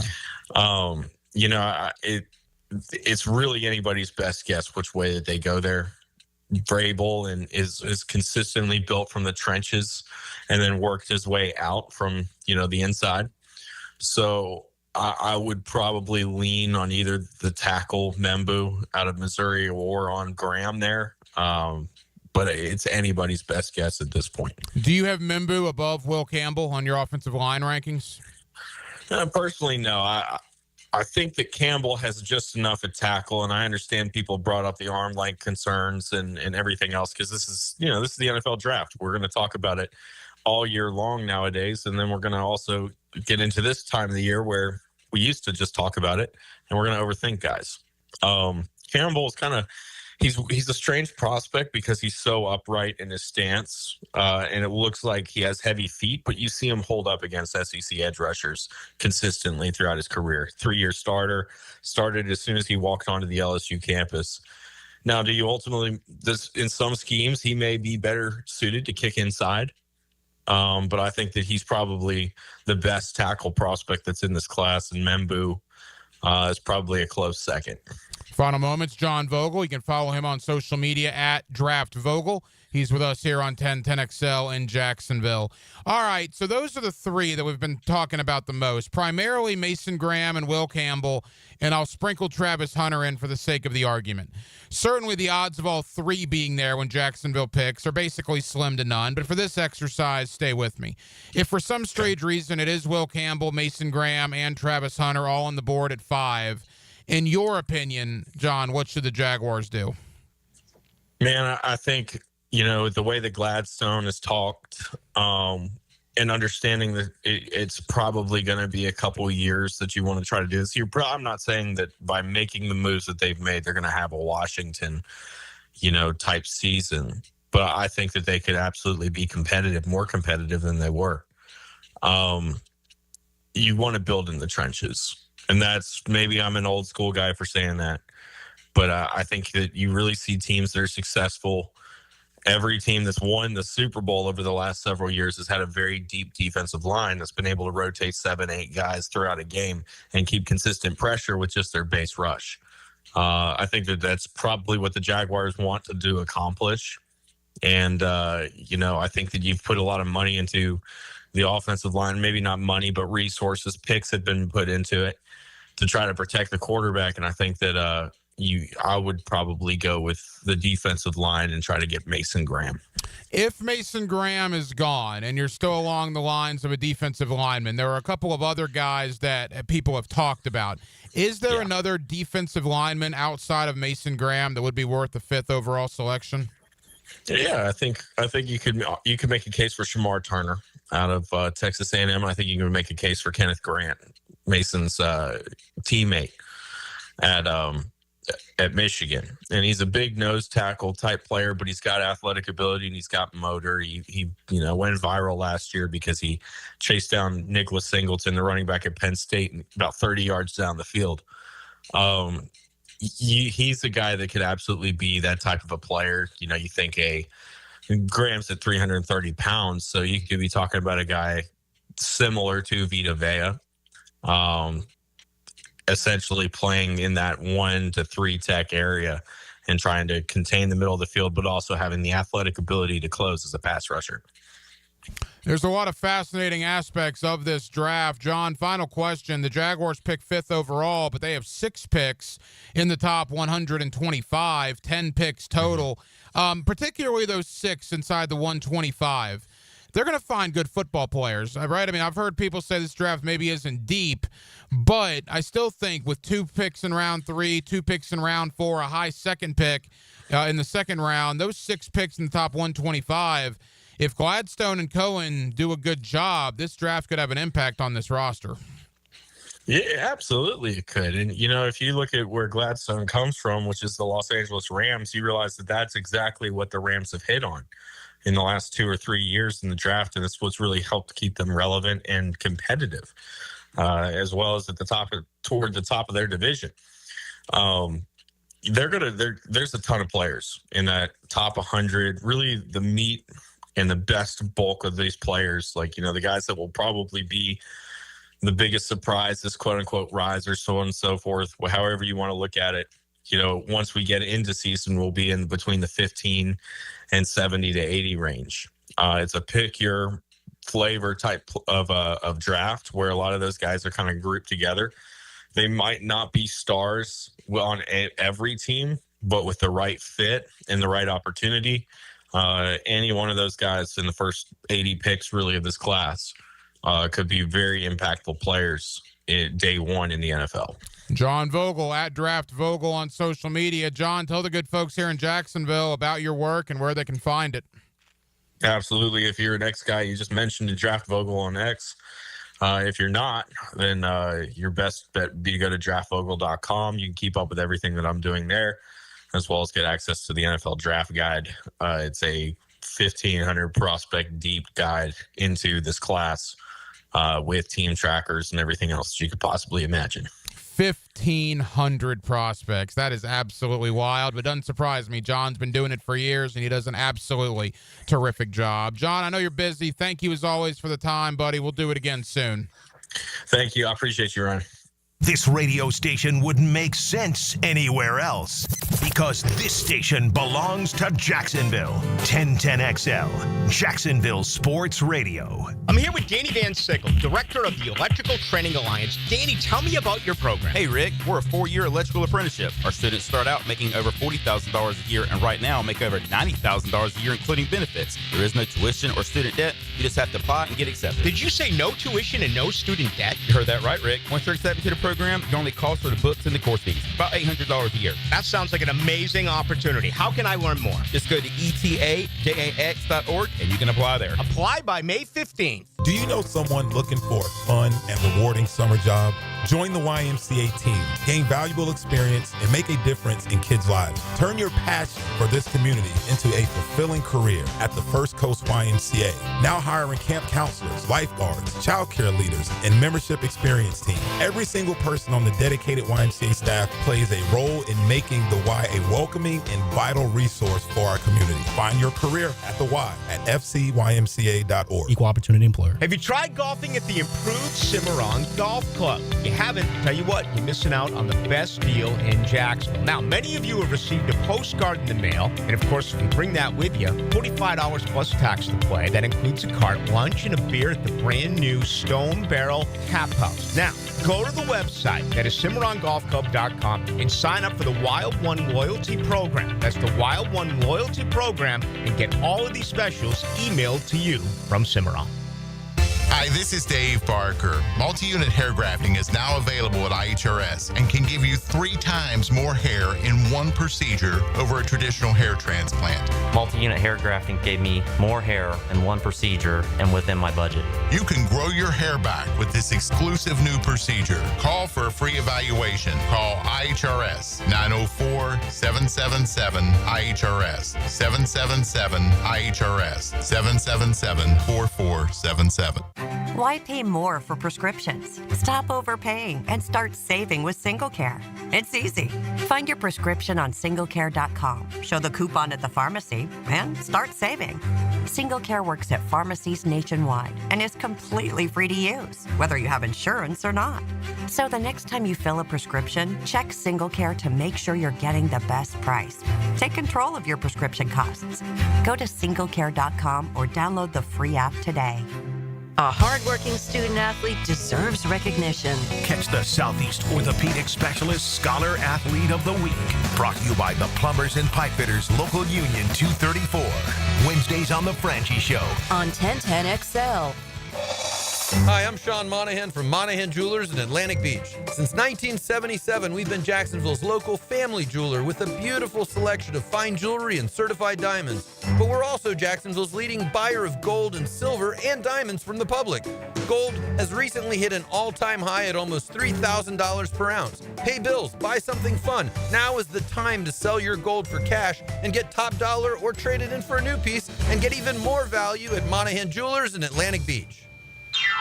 Hey everybody, Jennifer Marion with Randy Marion Cadillac in Jacksonville here to say hello, and we'd sure like to have your business. You know what? They're going to love the king of price. My dad believes in making great deals and having a great selection in stock. Cadillac XT4s, XT5s, and XT6s, and Escalades. The all-electric Cadillac Lyriq. CT4s and CT5s. Cadillac luxury and selection is just waiting for you. At Randy Marion Cadillac, Southside Boulevard, Jacksonville. And don't forget, tell them Jennifer sent ya. Hi, I'm Mac with Baker Glass. If you've got fogged up windows, let me help. We'll replace them with clear, insulated units that brighten up your home. People say we're fast, friendly, and reliable. Just check out our Google reviews. Call me today. Baker Glass. No one treats you better. Your hole-in-one for men's health is Ackerman Urology. With offices in Mandarin, Middleburg, World Golf Village, and the beaches, Ackerman will get you on par for any prostate conditions and sexual vitality. Visit AckermanUrology.com. Instant Keys. You don't have to go to the dealer.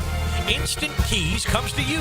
For lost or broken keys or nearly any make and model of vehicle, call 722-1111 for Instant Keys locksmith service. At Performance Painting, we've spent decades protecting commercial properties with durable, long-lasting coatings. And we can bring the same expertise when painting the exterior of your home.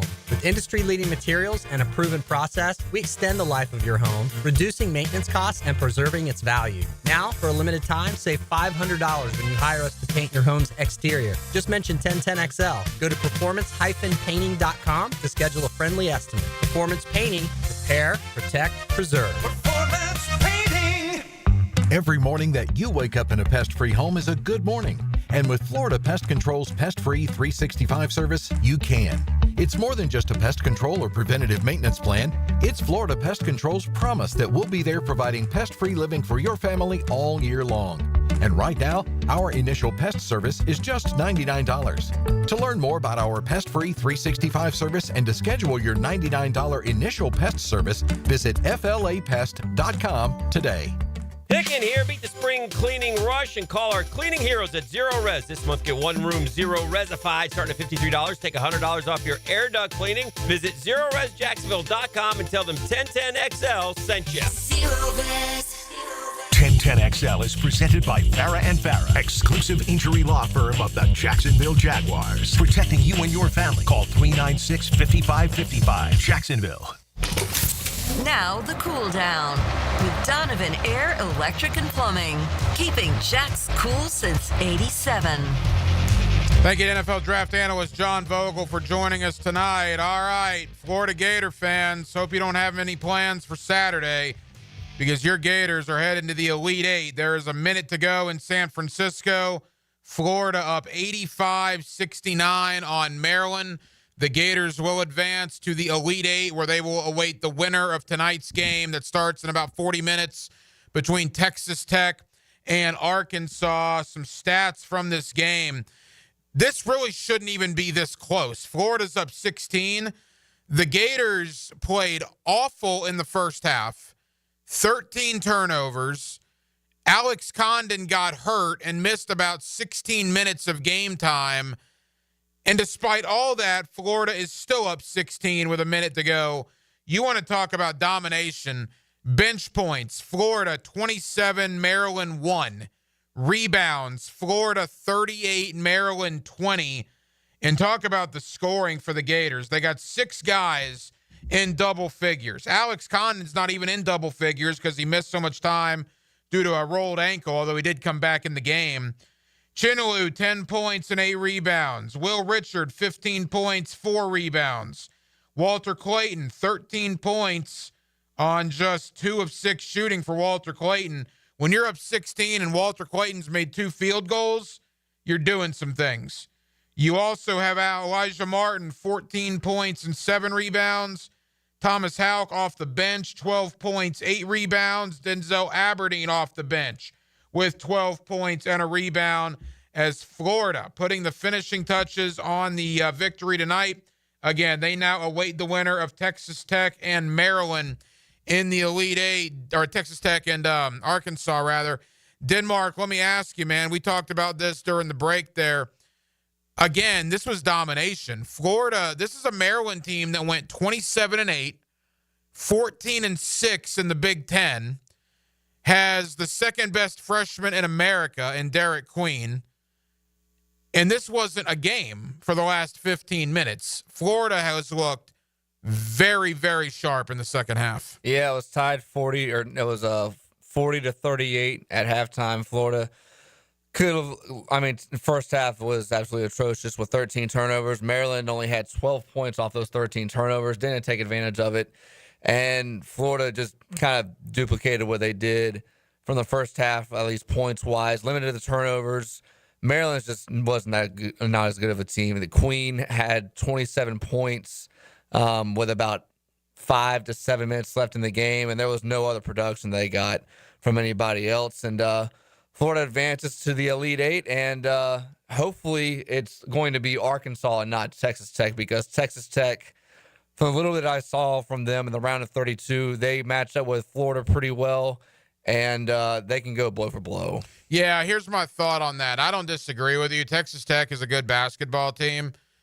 This Gator team's different, man. I think it's built inside Gator DNA, and you certainly have that, being an alum of the University of Florida, to look at worst case scenario. And I'm right there with you. I thought, Texas Tech. But after watching this Florida team tonight and everything that could go wrong, that did go wrong in the first half, and again, this Maryland team is not chopped liver. They won 14 games in the Big Ten. They were a 4 seed. They won 27 games overall, and this was not competitive in the second half. Their best player, like you said, scored 27. No one else could do anything with Florida. Man, outside of Duke, Auburn, Alabama, and Tennessee, whether it's Texas Tech or Arkansas, Denmark, I'm trying not to get too confident here, man. I don't think it's going to matter. I mean, if Florida comes out there and plays like this, and again, I don't think this was a good performance. Certainly it was a bad performance in the first half, but the Gators win it. Again, Walter Clayton, let this sink in. Florida won by 16. Alex Condon did not play for a 16-minute stretch because he was injured, and Walter Clayton made 2 field goals. Arguably the 2 best Gator players, Alex Condon and Walter Clayton.